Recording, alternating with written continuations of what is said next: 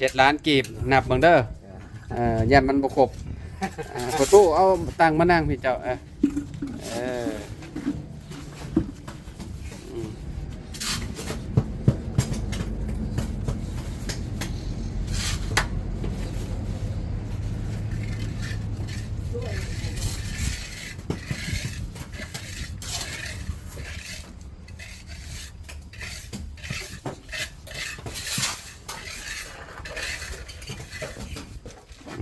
พี่น้องเลยเนาะ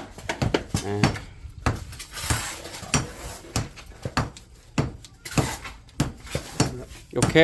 70 ใบ เรียบร้อยพี่น้องยังเหลือแต่นี่บาทนี่ยังเหลือแต่ห้องน้ำแล้วพุ่นแหละพี่น้องเนาะ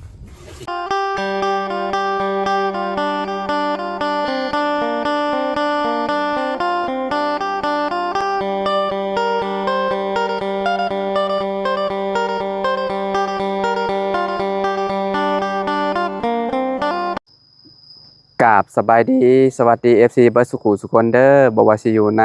และกระต่างประเทศเนาะพี่น้องกันยินดีต้อนรับกับสู่ซ่องบ่าวลาวคือเก่าพี่น้องเนาะเอาต่อพี่น้องเลยเนาะหลังจากที่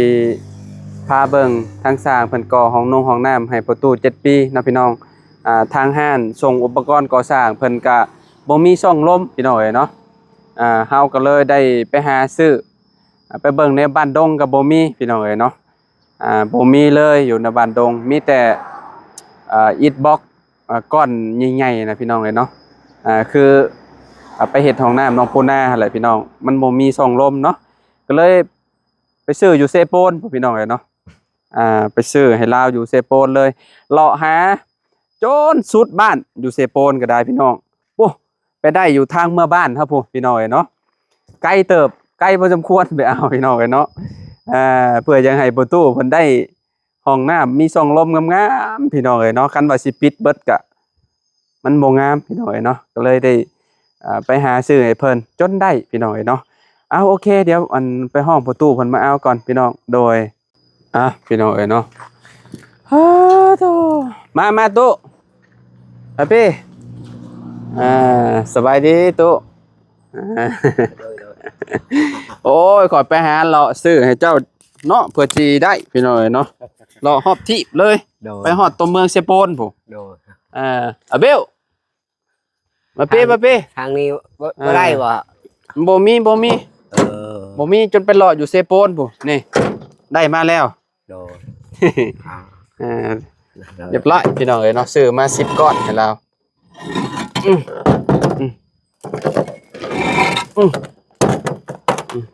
ถือไปก่อนตุ๊เดี๋ยวจะมาเอาใหม่เดี๋ยวเขาถือไปซอยพี่น้องไอ้น้องก็จะได้มันไงเนาะพี่น้องเอ้ยเนาะบัดชวนเอายกเอาพี่น้องเอ้ยเนาะ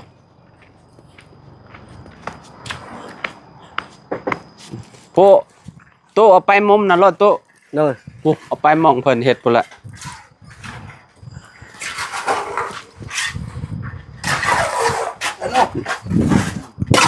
วางไว้แถวนั้นแหละ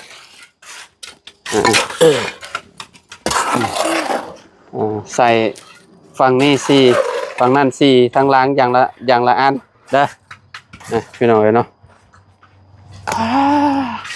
แห้งเลยเด้นี่เนาะบ่ได้ปล่อยมาลอยแล้วว่าโดยใครซะดีแล้ว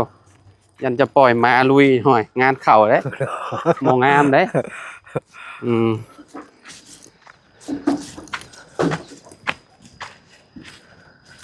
10 ก้อนพี่น้องเอ้ยเนาะมาให้ประตูเพิ่นมาบัดนี้เพิ่นตั้งอันนั้นแหละเนาะตั้งอันนั้นแหละพี่น้องเอ้ย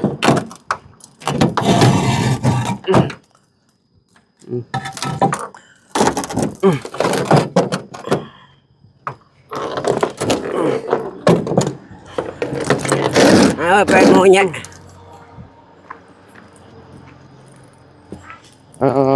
พี่น้องดีแต่มันมีขนาดบ่มีเนี่ยโอ้ร้อยห้องน้ำประตูนี่หมองงามรถ อันนี้บ่มี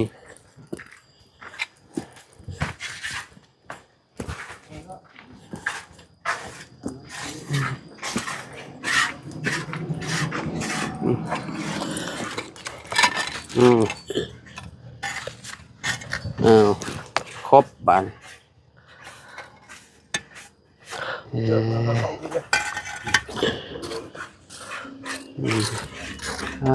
เธอ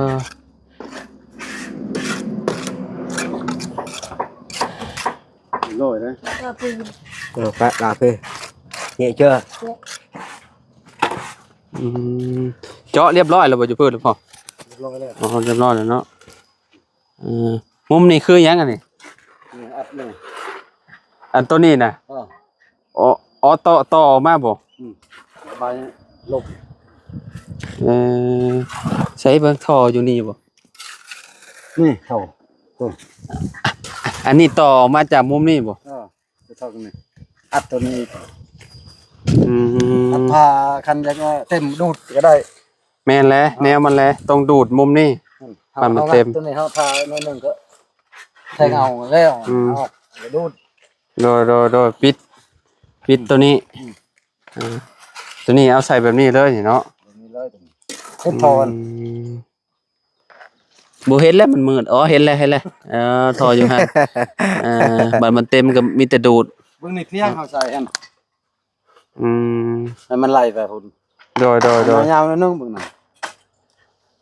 มุมนั้นเห็นมันเพียงเลย เพียง เห็น คอนะ เห็นมันเพียงมองอันนั้นแหละเวลาดูดมาจังอันนั้นเนาะคือสิบ่เต็มง่ายดอกเขื่อนประตูนี่ โอ้ยเต็มเลย เต็มนี่เจ้าว่าโห มันธรรมดา มันบ่แม่นเรื่องง่ายเด้อขนาดเต็ม อยากวิทย์เด้อ มุมนี้ก็คือแบบท่ออันนั้นพี่น้องเนาะท่ออันอายมัน เขาอายมันให้มันออกเบื้องนี้ ให้มันออกเบื้องนี้ เอาทอกน้ำเพื่อล้างมันก็มันออกเบื้องนี้ อายจะตรวจออกพี่น้องเนาะ นั่นได้ เรียบร้อยแล้วบาดนี้เนาะ น้อยแคมข้าวทาแล้วแคมมันยันมัน ขอบก็คือแบบอันนั้นปิดเวียนเบิดแล้วเนาะตูเนาะ rồi เวลาถ่ายหยังก็เพราะว่ามันค่อยลงมามันนี่โอ้สบายเลยเห็นประตูมาเบิ่งมุมเทิงก่อนพี่น้องมาพี่ตุ๊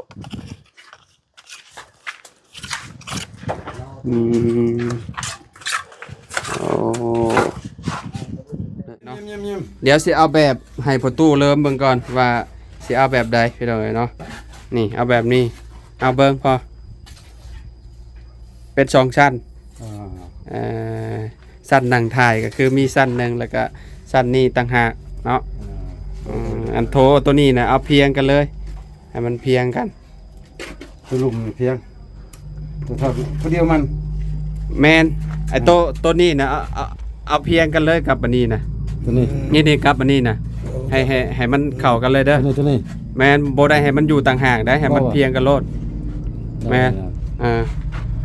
นี่เข้าใจแล้วว่าใช่ มันขึ้นหน่อยนึง หางหน่อยนึง หางหน่อยนึงขอบมัน ดูเลยอะไรโอ้พี่น้องแล้วก็มือเดียวแล้วว่าตั้งวงกองวงกบเรียบร้อยเลยนี่เนาะไวลิเอาไปซื้ออยู่ใช้เจ้าฮู้บ่เอาไปซื้อซ่องลมให้เจ้านี่อยู่เซโปนผู้อยู่ห้านเวียดนี่บ่มีทางแหวบางนองนี่อยู่แถวเซโปนก็เกือบบ่มีเลาะจุดชุดเลยพอเกือบเมื่อเบิ่งพินผู้ ไปเลาะซื้อให้ประตูป้อว่ะโพดโพพี่น้องเอ้ยเนาะเลาะไกล เลยประตูเนี่ยโอ้ยประตูในงานมันเลยก็บอกเปิดปังกาเราใช้ได้นี่เลย เฮาญาติแบบมันบ่งามมันนะสมมุติว่าก่อขึ้นเบิดหั่นนะพี่น้องเอ้ยเนาะมันสิแบบมืดไปเลยหั่นนะเนาะอันนี้ยังว่ามีลมมีหยังเข้ามาเวลาเอาใส่ซองลมหั่นนะมุมนี้ใส่2เด้อพอเด้อเฮาซื้อมา10ก้อนเอ้ยใส่4เด้อมุมนี้ก็4มุมหลังนี่ใส่อย่างละอันเด้ออันนี้ใช่นี่ อันมุมหน้าบ่ใส่ก็ย่ามุมหน้าบ่ใส่แต่มุมนี้แหละเอาแต่มุมหลังนี่แหละโอ้คักแล้วพอตู้บัดนี้ซ้ำสิอาบน้ำบัดนี้เนาะตู้เนาะพี่น้องเอ้ยเนาะ ดีใจเอาดีใจนำประตูเกิดพี่น้อยเนาะ ประตูว่าไม่ยังเขาโอ้โหนี่ จะว่ายังตู้นี่ เมื่อเรามาเนี่ย นะ ไม่ยังนี่ ตู้จะว่ายังนี่ฮะ โอ้มัน จะว่าหัวมันจะว่ายังบ่ มันหูมันอะไร จักแล้ว หมอ เอ้ย หมอยา จะว่าหม้อบ่โอ้ยบ่จ้างฮอดของงอเนาะเพิ่นว่าหม้อได้พี่น้องอันนี้นะ จากับบ่หู เนาะประตูทอ่าำมันหูมันได้แล้ว พี่น้องเนาะตอนนี้ก็ได้ลายแล้วพี่น้องเนาะอีกจะหน่อยเป็นใส่ซองลมนี่ก็ขึ้นกับชุดเลยบ้านนี่จะวางอันนี้แล้วก็วัดพี่น้องเนาะวัดว่าสีใส่สังกะสีจากแผ่นไปซื้อเฮาสิไปซื้อมาให้เพิ่นพี่น้องเนาะ นี่จะปล่อยเลยก็ได้นี่แต่บ่ให้ปล่อยอย่าเปล่าเลย ไปออกตู้ไปพี่น้องเนาะก็ได้เวลาแล้วบ้านนี้พี่น้องจิจ่ายเงินค่าสร้างเทพื้นก่อนพี่น้องเนาะพอดีว่าเพิ่นเทแล้วแหละพี่น้องอ๋อโตเนาะคักเคลื่อนประตูบัดนี้เนาะแน่นหนาดีแหละบัดนี้นะตู้เนาะสุดยอดเลยบัดนี้เนาะตั้งแต่เกิดมาบ่เคยมีแบบนี้เนาะฮะบ่เคยได้แบบนี้หาทางชีวิตก็บ่ได้แบบนี้นะตู้เนาะพี่น้องเนาะอายุก็จนเท่าไรปีแหละเนาะคันว่าสิหามาเฮ็ดเฮือนหลังซำนี้เนี่ยบ่ต้องยากแหละพี่น้อง หาเงินก็บ่ได้ แม่นเลย นี่ฟังเพียงชำนี้งามนะ หึ เพียงชำนี้งามนะเดือนนี้ก็โอ้บ่ได้หรอก งามแล้วถือว่าโอเคแล้ว โอเคใช่ไหมงามแล้ว เผาเด้อ โดย อย่าให้ไก่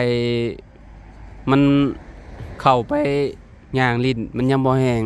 หมาเจ้าอีกอย่าให้มันเข้าเด็ดขาดหมาน่ะ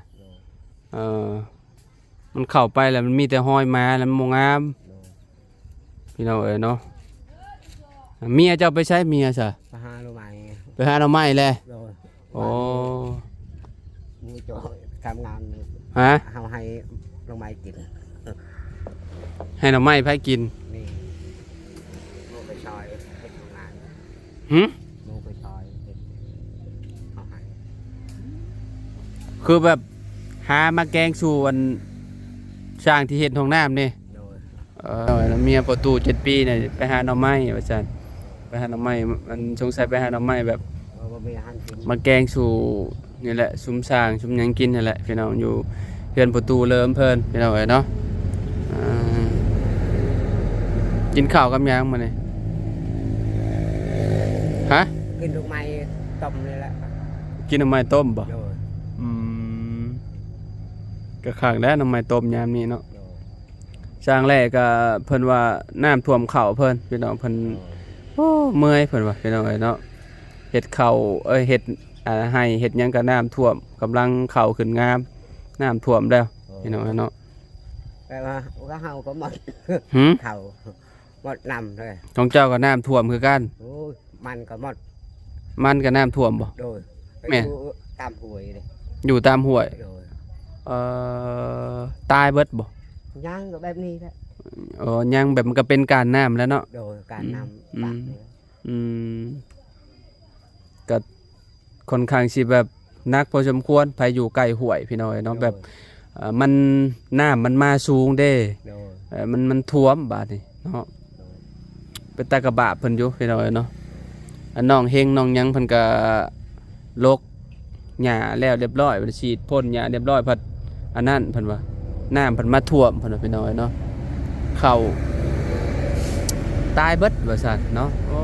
ยพี่น้อยเนาะโอเคพี่น้องเดี๋ยวไปจ่ายเงินอันทางพ่อใหญ่แหล่ครับทีมเพิ่นก่อนพี่น้องไปประตูปะ โดย เอาตู้เอาไปจ่ายเพิ่นเด้อ โดย เจ้าว่ามีเท่าไรนะจากล้านให้เจ้าทายเบิ่งมีเงินเท่าไรมีเท่าไรอยู่ในนี้นะบ่ต้องนับให้เจ้าเดาเอามีจากล้าน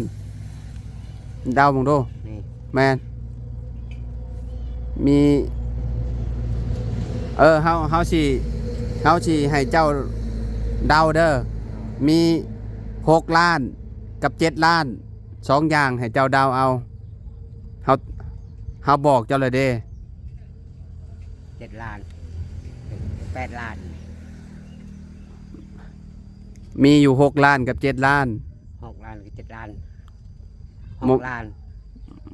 6 ล้านกับ7 ล้าน โมเมนต์เฮาทายเจ้าให้เจ้าทาย เออ ให้เจ้าทายว่ามีจักล้านอยู่ในนี้นะ นี่ แมนเฮาบอกเจ้าไปเลยเด้มันสิมี6 ล้านกับ7 ล้านเจ้าสิเอาตัวใด เอาได้6 ล้าน เอา6 ล้าน โล เจ้าเว้าเลยเด้เมื่อกี้นี่เจ้าเว้าเมื่อกี้นี่จักล้านเมื่อกี้นี่ นี่7 ล้าน ฮะเด้โอ้ยเนาะนั่นแหละเงิน7 ล้านกีบ โล โดยประจ่ายค่าสร้าง7 ล้านกีบพี่น้องเอ้ยเนาะประตูกี่นี่7 ล้าน7 ล้านมาถึกแล้วมันเว้า6 ล้าน7 ล้าน8 ล้านว่ะเว้าตามเฮาอยู่พี่น้องเอ้ยเนาะ7 ล้านกีบพี่น้องเอ้ยเนาะจ่ายค่าสร้างเทพื้นมาก่อนห้องน้ำเดี๋ยวเอาไว้ที่หลังพี่น้องเอ้ยเนาะมาพี่เด้เนาะทางสร้างเพิ่นอยู่พี่โดยสบายดีเด้อสร้างแหละเด้อเนาะมืดมัวแท้มอบให้เพิ่นเลยตุ๊7 ล้านกีบนับเบิ่งเด้อย่านมันบ่ครบประตูเอาตังค์มานั่งพี่เจ้า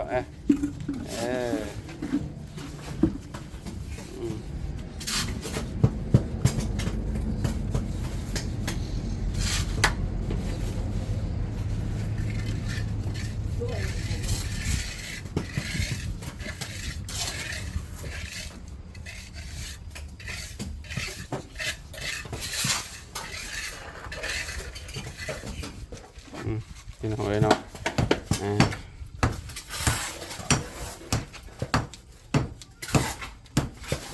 โอเค70 ใบ เรียบร้อยพี่น้องยังเหลือแต่นี่บาทนี่ยังเหลือแต่ห้องน้ำแล้วพุ่นแหละพี่น้องเอ้ยเนาะสิจ่ายเพิ่นเนาะบ่เกินมื้ออื่นดอกคิดว่าเพราะว่ามื้อนี้ก็ที่แล้วแหละยังเหลือน้อยเดียวนะพี่น้องเอ้ยเนาะหลายคนเฮ็ดปุ๊บปั๊บแล้วก็แล้วแหละพี่น้องเนาะประตูใกล้สิได้ใช้แล้วเอาขอบใจละลายโดยขอบใจละลายเด้อสร้างเด้อเนาะสร้างแหละพี่น้องเนาะเรียบร้อยแล้วยังเหลือแต่ส่วนนี้บาทนี้เนาะ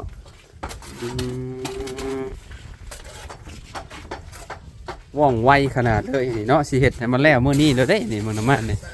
เนาะสร้างเนาะประตูมาพี่บัดนี้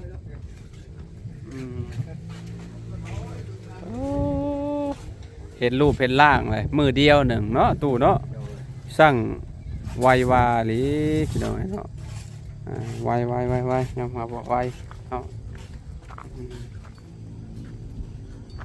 ไวเกินคาดพี่น้องเนาะ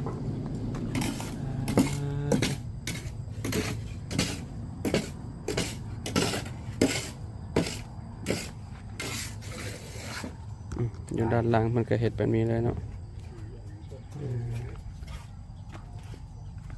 เดี๋ยวมุมนี้เนาะพี่น้อยเนาะก็แล้วก็เทคานทับไปเลยเนาะก็คือยึดเกาะให้มันแน่นกว่าเก่าพี่น้อยเนาะมุมนี้ก็ก่อขึ้นแล้วก็เทคานทับตึ๊บเรียบร้อยเนาะสร้างเนาะเนื้อทงเนาะ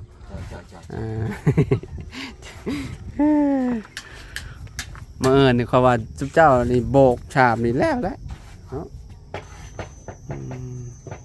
หลังคาอีก หลังคาเลยหลังคาชีเท่าไรเด้เนี่ยเนาะแล้วก็เทนี่แหละเนาะเทอ้อมนี่ยังบ่กว้างบ่ได้ดอกพี่น้องออกมาประมาณ50 เซนได้เนาะประมาณนี้แหละเทอ้อมให้อันนี้แล้วเนี่ยพี่น้องตัวนี้ เอาจุหั่นเลยบ่เอาจุเลยเนาะตัวนั้นเอาจุหั่นเลยพี่น้องเนาะอ่าวิทเวลาฝนตกก็พอดีเลยมันนั่นนะ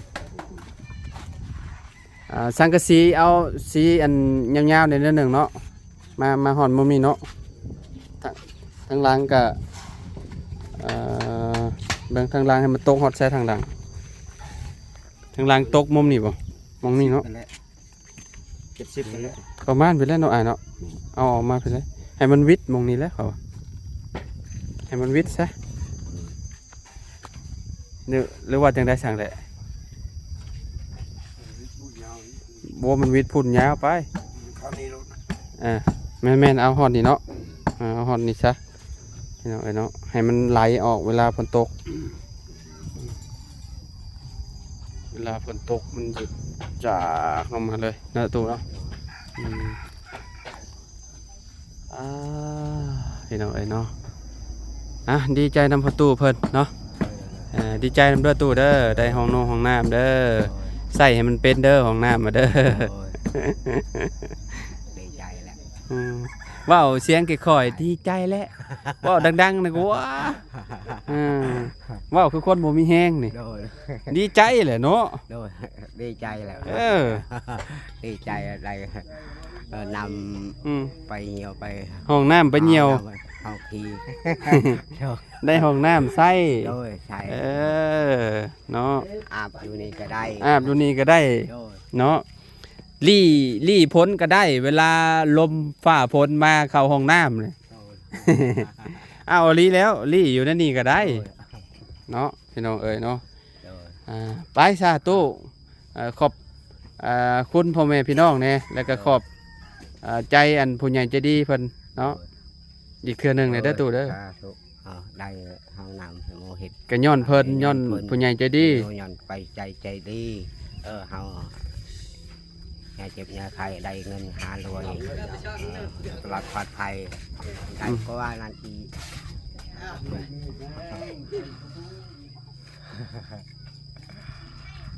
โอเคจะไปพี่น้องเนาะประตูเพิ่นก็มื้อนี้จะเป็นแนวใดซึมๆจังได๋บ่พี่น้องเนาะสงสัยเมื่อยบ่เลยแนวใดเมื่อยลอยน้ำเมื่อวานนี่บ่จักอันนี้เนาะแม่นบ่ตุฮะเฮาเห็นข้ามคือว่าข้ามห้วยคือว่า 2-3 รอบเมื่อวานนี่ข้ามไปเบิ่งเขาข้ามแล้วข้ามอีก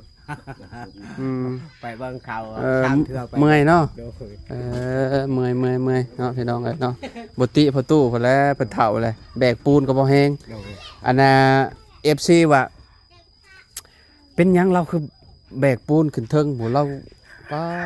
โตกระบาบเด้ว่ะยันหลังเราอันเจ็บหลังเจ็บแอวเด้ว่ะอลีเด้ตู้เอ้ยอย่าหาเฮ็ดเถอะนะแต่ก็ดีคือกันได้พี่น้องเพราะว่าเราแบบก็คือแบบปูนถ้าน้ำมาน่ะน้ำมันสิมาหลายเด้พี่น้องสมมุติว่าฝนตกต่อเนื่องเนาะมันจะขึ้นมาฮอดพี่ประตูเราก็เลยแบบตัดสินใจเอาขึ้นไปไว้ทางเฮือนลาวเนาะพี่น้องก็ดีคือกันเนาะแบบโอ้ยปะนี่ก็เสียทำงานเงินเสียทำงานปูนไปใช้อยู่เฮือนเด็กก็ว่าโดยโอเคสตู้เดี๋ยวให้พ่อกันใหม่นะตู้เด้อโดยปลอดภัยได้ทำมันโดยคือเก่านี่แหละโดยขอบใจละลายอยู่ดีไม่แห้งเนาะ